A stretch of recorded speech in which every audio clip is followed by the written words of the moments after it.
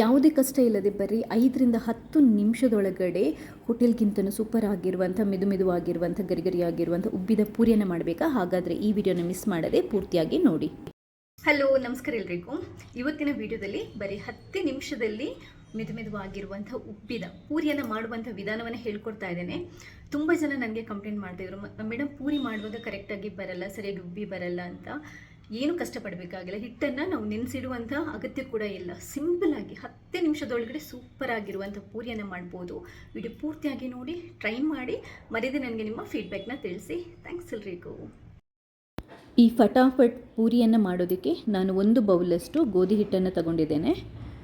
ಇದು ನಾರ್ಮಲ್ ಆಗಿ ಅಂಗಡಿಯಿಂದ ತಂದಿರುವಂಥ ಗೋಧಿ ಹಿಟ್ಟು. ಗೋಧಿ ಹಿಟ್ಟನ್ನು ಒಂದು ಮಿಕ್ಸಿಂಗ್ ಬೌಲಿಗೆ ಹಾಕ್ಕೊಳ್ಳಿ. ಇದಕ್ಕೆ ನಾವು ಒಂದು 2 ಚಮಚದಷ್ಟು ರವೆನ ಹಾಕ್ಕೋಬೇಕಾಗುತ್ತೆ. ನಾನಿಲ್ಲಿ ಚಿರೋಟಿ ರವೆನ ಯೂಸ್ ಮಾಡಿದ್ದೇನೆ. ಯಾವ ರವೆ ಬೇಕಾದರೂ ತಗೊಳ್ಳಿ, ಉಪ್ಪಿಟ್ಟು ರವೆನೂ ತಗೊಳ್ಳಿ, ತೊಂದರೆ ಇಲ್ಲ. ಒಂದು ಸ್ವಲ್ಪ ಅರಿಶಿನ ಪುಡಿ, ಅಂದರೆ ಕಲರ್ ಚೆನ್ನಾಗಿ ಬರುತ್ತೆ, ಅದಕ್ಕೆ ಹಾಕ್ಕೊತಾ ಇದ್ದೇನೆ. ಹಾಗೆಯೇ ರುಚಿಗೆ ಎಷ್ಟು ಬೇಕು ಅಷ್ಟು ಉಪ್ಪನ್ನು ಹಾಕ್ಕೊಂಡು ನೀಟಾಗಿ ಈ ಹಿಟ್ಟನ್ನು ಮಿಕ್ಸ್ ಮಾಡ್ಕೊಳ್ಳಿ. ನೀರು ಹಾಕಿ ನಾವು ಕಲಸಿ ಹಿಟ್ಟನ್ನು ನಾದೋಕ್ಕಿಂತ ಮುಂಚೆನೇ ಒಂದ್ಸರಿ ಉಪ್ಪು ಹಾಕಿದ ನಂತರ ಒಂದು ಸ್ಪೂನ್ ಸಹಾಯದಿಂದ ಮಿಕ್ಸ್ ಮಾಡ್ಕೊಳ್ಳಿ. ಕರೆಕ್ಟಾಗಿ ಮಿಕ್ಸ್ ಆಗುತ್ತೆ. ಇವಾಗ ನಾವು ಸ್ವಲ್ಪನೇ ನೀರು ಹಾಕಿ ಹಿಟ್ಟನ್ನು ಕಲಿಸ್ಕೋಬೇಕು. ಪೂರಿಗೆ ಹಿಟ್ಟನ್ನು ಕಲಿಸ್ಕೊಳ್ಳುವಾಗ ಒಂದು ನೆನ್ಪಿಟ್ಕೊಳ್ಳಿ, ನಾವು ತುಂಬ ಮೆತ್ತಗೆ, ಅಂದರೆ ತುಂಬ ಮೆದುವಾಗಿ ಕಲಿಸ್ಬಾರ್ದು, ಹಾಗೆಯೇ ತುಂಬ ಗಟ್ಟಿ ಕೂಡ ಇಡಬಾರ್ದು, ಮತ್ತು ತುಂಬ ಜಾಸ್ತಿ ನೀರು ಹಾಕಿ ಕಲಸೋಕ್ಕೆ ಹೋಗಬಾರ್ದು. 1 ಬೌಲಷ್ಟು ನೀವು ಹಿಟ್ಟನ್ನು ತಗೊಳ್ಳೋದಿದ್ರೆ ಅರ್ಧ ಬೌಲ್ಗಿಂತ ಕೂಡ ಸ್ವಲ್ಪ ಕಮ್ಮಿ ನೀರು ಸಾಕಾಗುತ್ತೆ. ನೋಡಿ, ಈ ಹದಕ್ಕೆ ಚೆನ್ನಾಗಿ ಕಲಿಸ್ಕೊಳ್ಳಿ. ಇನ್ನೊಂದು ಏನು ಅಂತಂದರೆ, ಚಪಾತಿಗೆ ಹಿಟ್ಟನ್ನು ನಾದ್ತೀವಲ್ವ ತುಂಬ ಹೊತ್ತು, ಆ ಥರ ನಾದಕ್ಕೆ ಕೂಡ ಹೋಗಬಾರ್ದು. ಜಸ್ಟ್ ನಮಗೆ ಕರೆಕ್ಟಾಗಿ ಅಂಟು ಬಂದರೆ ಸಾಕು, ಇಷ್ಟು ಸಾಕು. ಇದನ್ನ ನಾವು ನೆನೆಸಿ ಇಡುವಂತಹ ಕೂಡ ಅವಶ್ಯಕತೆ ಇಲ್ಲ. ಕೆಲವರು ಏನು ಮಾಡ್ತಾರೆ ಅಂತಂದರೆ, ಹಿಟ್ಟನ್ನು ಕಲಿಸ್ಬಿಟ್ಟು ಪೂರಿಯನ್ನು ಒಂದು 5 ನಿಮಿಷ ಆದ ನಂತರ ಮಾಡ್ತಾರೆ. ನಾನು ಆ ಥರ ಮಾಡಲ್ಲ. ಹಿಟ್ಟನ್ನು ಕಲಿಸ್ಬಿಟ್ಟು ಇಮ್ಮಿಡಿಯೇಟಾಗಿ ಪೂರಿಯನ್ನು ಮಾಡ್ಬೋದು, ಏನು ತೊಂದರೆ ಇಲ್ಲ. ನೀವು ಚಿಕ್ಕದಾಗಿ ಉಂಡೆನ ಮಾಡ್ಕೋಬೋದು. ನಮಗೆ ಚಪಾತಿ ಹಿಟ್ಟಷ್ಟು ದೊಡ್ಡ ಉಂಡೆ ಏನೂ ಬೇಕಾಗಲ್ಲ, ಅದಕ್ಕಿಂತ ಸ್ವಲ್ಪ ಚಿಕ್ಕ ಉಂಡೆನ ಮಾಡ್ಕೋಬೋದು. ಕೆಲವರು ದೊಡ್ಡ ಪೂರಿಯನ್ನು ಮಾಡ್ತಾರೆ, ಆವಾಗ ಒಂದು ಸ್ವಲ್ಪ ಬೇಕಾದರೆ ದೊಡ್ಡ ಉಂಡೆನ ಮಾಡ್ಕೋಬೋದು. ಕ್ರ್ಯಾಕ್ ಇಲ್ಲದ ಥರ ಉಂಡೆಗಳನ್ನು ರೆಡಿ ಮಾಡಿಕೊಂಡು ಇಟ್ಕೊಂಡಿದ್ದೇನೆ. ಉಂಡೆಗಳು ರೆಡಿಯಾದ ನಂತರ ನಾವು ಇವಾಗ ಪೂರಿಯನ್ನು ಲಟ್ಟಿಸ್ಕೊಳ್ಳೋಣ. ಪೂರಿಯನ್ನು ಲಟ್ಟಿಸ್ಕೊಳ್ಳುವಾಗ ತುಂಬ ಒಣ ಹಿಟ್ಟನ್ನು ಹಾಕ್ಕೊಂಡು ಲಟ್ಟಿಸ್ಕೋಬೇಡಿ, ಯಾಕಂತಂದರೆ ಅದು ಜಾಸ್ತಿ ಆಯಿಲನ್ನು ಎಳ್ಕೊಳ್ಳುತ್ತೆ ಅಂತ ಹೇಳ್ತಾರೆ. ಅದರಿಂದ ಸ್ವಲ್ಪ ಮೇಲಾಗಿ ಒಣ ಹಿಟ್ಟನ್ನು ಹಾಕ್ಕೊಂಡು ನಾವು ಇವಾಗ ಇದನ್ನ ಲಟ್ಟಿಸ್ಕೋಬೇಕಾಗುತ್ತೆ. ಲಟ್ಟಿಸ್ಕೊಳ್ಳುವಾಗ ಕೂಡ ಅಷ್ಟೇ, ಪೂರಿಯನ್ನು ಲಟ್ಟಿಸೋದಕ್ಕೆ ಒಂದು ಟೆಕ್ನಿಕ್ ಇದೆ, ಅಂದರೆ ಒಂದು ಟಿಪ್ಸ್ ಇದೆ. ಅದೇನು ಅಂತಂದರೆ, ನಾವು ಚಪಾತಿಯನ್ನು ಲಟ್ಟಿಸೋ ಥರ ತುಂಬ ಪ್ರೆಷರ್ ಹಾಕಿ ರೋಲ್ ಮಾಡಬಾರ್ದು.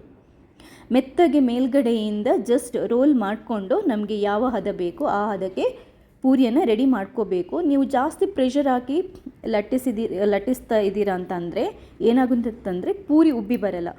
ತುಂಬ ಜನ ಕೇಳ್ತಾ ಇರ್ತಾರೆ, ಪೂರಿ ಯಾಕೆ ಉಬ್ಬಲ್ಲ ಅಂತಂದರೆ ಇದೇ ರೀಸನ್. ತುಂಬ ಪ್ರೆಷರ್ ಹಾಕಿ ನಾವು ರೋಲ್ ಮಾಡ್ತೀವಿ, ಆ ಥರ ಮಾಡಬಾರ್ದು. ಮೆಲ್ಲಗೆ ಲಟ್ಟಣಿಗೆಯಲ್ಲಿ ಮೇಲ್ಗಡೆಯಿಂದ ಲಟ್ಟಿಸ್ಕೊಂಡು ನೋಡಿ, ಈ ಹದಕ್ಕೆ ನಾನು ರೆಡಿ ಮಾಡ್ಕೊಂಡಿದ್ದೇನೆ. ತುಂಬ ತೆಳ್ಳಗಾಗಬಾರ್ದು, ತುಂಬ ದಪ್ಪನೂ ಬೇಡ, ಇದು ಕರೆಕ್ಟ್ ಇದೆ. ಪೂರಿ ಕಾಯಿಸೋದಕ್ಕೂ ಒಂದು ಟೆಕ್ನಿಕ್ ಇದೆ.